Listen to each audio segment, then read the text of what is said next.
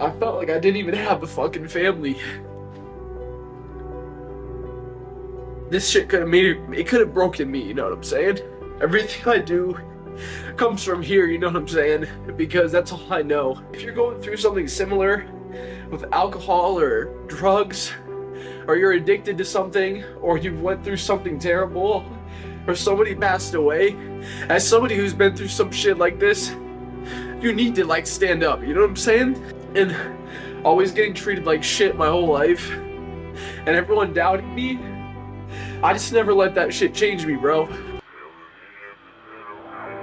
In arguments, and everything would always be my fault, and I'd always get screamed at every day, to where I had to learn how to not yell at Erin, my girlfriend, when I met her, because all I knew my whole life was to yell at people, because my whole life everyone always yelled at me, and maybe that's why I was so loud. But I always got treated really bad in there, and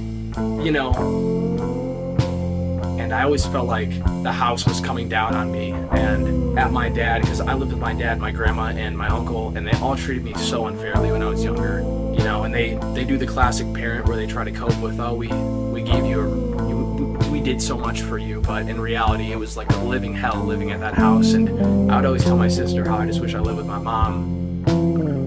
I just felt so helpless so many times in my life, to be honest with you. That was another moment. And every day I was always in my room, and I never wanted to see my family. And to be honest, my friends are more of my family than my family has ever been to me. And if my family's watching this, it's just the truth. I've already tried to talk to them about this, but when I was a kid, I loved my mom like more than anybody in this world. So, like, I love my mom more than anyone, like anything.